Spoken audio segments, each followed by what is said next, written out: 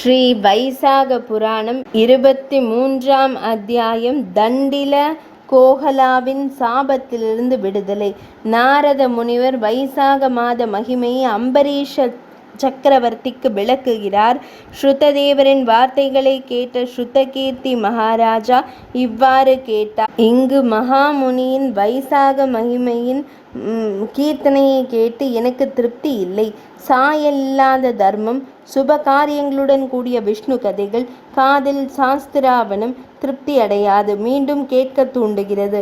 முற்பிறவியில் நான் செய்த நற்செயல்களை தாங்கி நிற்கும் பெருமானே, நீ என் இல்லத்திற்கு விருந்தாளியாக வந்தாய். நீ சொன்ன இந்த அமிர்தோபதேசத்தை கேட்டு எனக்கு பிரம்ம பதவி சுதந்திரம் வேண்டாம். அதனால்தான் நான் என் மீது இரக்கம் கொண்டு ஸ்ரீஹரியின் பிரியமான மற்றும் தெய்வீக தர்மத்தை விளக்குகிறேன் என்று பிரார்த்தனை செய்தேன்.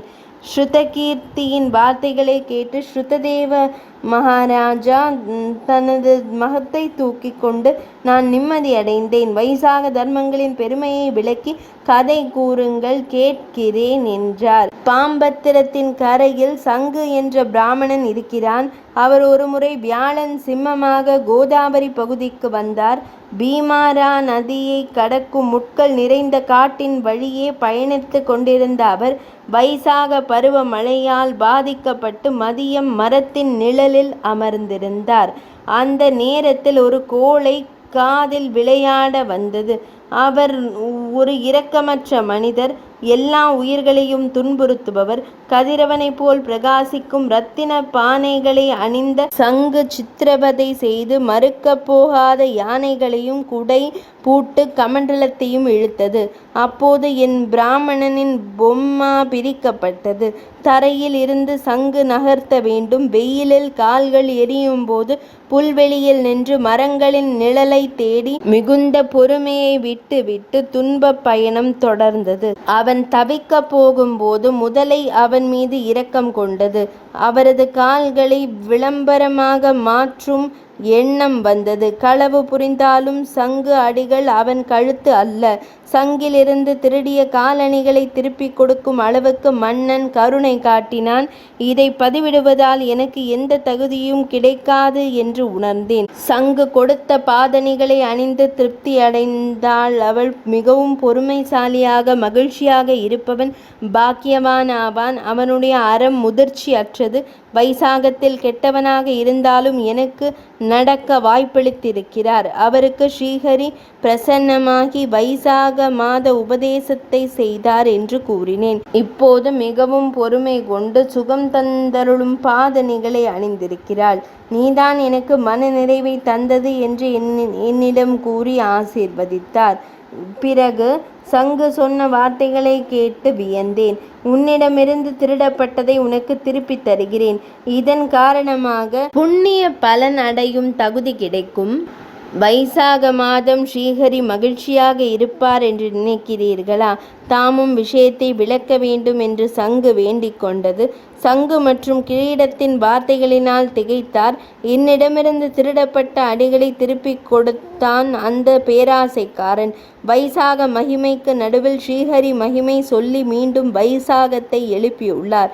பலவீனமானவனான என் உடைமைகளை இழுத்து கொண்டு இருந்தாலும் நடுப்பகலில் கஷ்டப்பட்டு என் காலில் கருணை காட்டுவது மிகவும் விசித்திரமானது. எத்தனை தானம் தர்மம் செய்தாலும் அதன் பலன் பிறந்த பிறகு கிடைக்கும். ஆனால் வைசாக மாத தர்மம் உடனே பலிக்கும். அது பாவமாக இருந்தாலும் சரி, கிரீடமாக இருந்தாலும் சரி, கடவுளின் பக்கத்தில் உங்களுக்கு ஞானம் இருக்கிறது. இவ்வளவு நல்ல மனதிற்கு வைசாக மாதம் ஸ்ரீஹரியின் அருள் போதும்.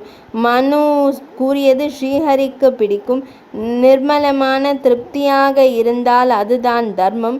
வைசாக மாதத்திற்குரிய தர்மங்கள் ஸ்ரீஹரி மீது அன்பும் பாசமும் மற்றும் பல விருப்பங்கள். ஸ்ரீஹரி வைசாக மாத தர்ப்பத்தில் மகிழ்ச்சியாக இருப்பது போல் தர்ம காரியங்களில் திருப்தி அடைகிறார்.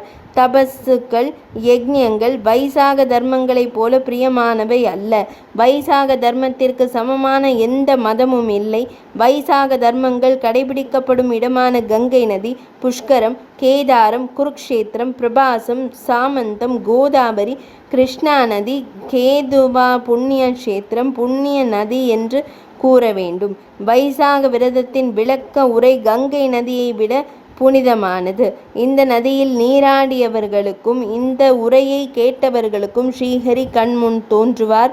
எவ்வளவு பணம் செலவு செய்கிறீர்கள், எவ்வளவு தானம் செய்கிறீர்கள், எவ்வளவு யாகங்கள் செய்கிறீர்கள், தங்கம் என்பது பக்தியாலும் வைசாக தர்மத்தாலும் வரும் புண்ணியத்திற்கு சமம். அதனால்தான் இந்த புனித வைசாக பர்வத்தில் நீயே என் பாதி என்று உணர்ந்தாய். இந்த மாதம் அவ்வளவு சிறப்பாக இல்லாததால் மாதவ மாதம் என்று பெயர் பெற்றது. அடிகளார் கொடுத்து புண்ணியம் பெறுவீர்கள். சங்கு நோய்க்கு உறுதி என விளக்கினார். இதற்கிடையில் புலியை கொல்வதற்காக வேகமாக சென்ற வழியின் நடுவே காணப்பட்ட பெரிய புல்வெளியில் ஒரு சிங்கம் விழுந்தது. சிங்கத்திற்கும் கஜமுகனான யானைக்கும் இடையே பயங்கரமான போர் நடந்தது.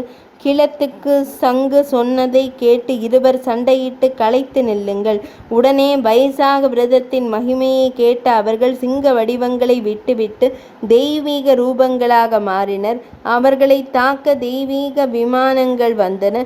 திவ்ய ரூபம் தரித்த இருவரும் வைசாக மாத விரதத்தின் மகிமையை சொல்லும் சங்கு கிழத்தை கண்டு வியந்து உங்களில் எத்தனை பேர் எங்களுக்கு கும்பிடுகிறீர்கள் என்று கேள்வி எழுப்புங்கள். சங்கு கஜசிம்மமாக இருந்து தெய்வீக வடிவங்கள் கிடைக்குமா என்று கேளுங்கள். அப்போது இருவரும் நாங்கள் மதங்க மகரிஷியின் திருமகன்கள். எங்கள் பெயர்கள் தண்டன் மற்றும் கொழனன். இளமையில் எல்லா கல்வியும் கற்றுத்தந்த எங்கள் தந்தை மதங்க முனிவர் புதல்வர்களே. விஷ்ணு பிரியமான வைசாக மாதத்தில் குளிர்ச்சியான மையங்களின் ஆசிரியர் மக்களின் கண்களால் மக்கள் சோர்வடைந்துள்ளனர். வழியில் நிழல் தந்து பந்தல் அமைப்பார். வழிப்போக்கர்களுக்கு குளிர்ந்த நீரும் சோறும் கொடுத்து அவர்களின் துயரத்தை தொலைக்க வேண்டும். காலையில் நீராடிவிட்டு ஸ்ரீஹரி வழிபாடு. ஸ்ரீஹரி கதையை கேளுங்கள். பலவிதமாக சொல்லப்பட்டோம். அந்த வார்த்தைகளை கேட்டு எங்களுக்கு கோபம் வருகிறது. அவர் தனது போதனைகளை பற்றி வெட்கப்படவில்லை. மேலும் எங்கள் தந்தையின் வார்த்தைகளை நிராகரித்து நாங்கள் நினைத்தது போல் அலட்சியமாக பதில் அளித்தீர்கள். எங்கள் அநாகரிகத்தையும் அலட்சியத்தையும் கண்டு என் தந்தை கோபமடைந்தார். சன்மார்க்க மகன் எதிர்ப்பில் வலிமை மிக்க மனைவி. துன்மார்கரை தண்டிக்காத அரசர்களை உடனே விடுதலை செய்ய வேண்டும். தென்னாட்டு பண பேராசையால் மேற்குறிப்பிட்ட அநீதி எங்கு நடக்கிறதோ சூரியனும் சந்திரனும் இருக்கும் வரை நரகத்தில்தான் இருப்பார்கள். அதனால் என் பேச்சை கேட்காமல் கோபத்தை கையாளும் நீங்கள் பல்லில்லா சிங்கம் காக்கா கர்ஜனை நீண்ட காலம் காட்டில் இருக்கும் என்று சபித்தோம். மனந்திரும்பும் நாம் நம்மீது கருணை காட்டுகின்ற நம் தந்தையிடம் ஒருவரை ஒருவர் கொல்லாமல் இருக்க வேண்டிக் கொள்கிறோம். அப்போதுதான் நீங்கள் இருவரும் ஒன்று சேர்வீர்கள். அந்த நேரத்தில் வைசாக தர்மங்களை பற்றி விவாதிக்க கிராதன் சங்கன் மற்றும் பிராமணர் அழைக்கப்பட்டனர். தெய்வீகமாக நீங்கள் அவர்களின் வார்த்தைகளுக்கு விருந்து செய்வீர்கள். அப்போதுதான் சாபத்திலிருந்து விடுபடுவீர்கள்.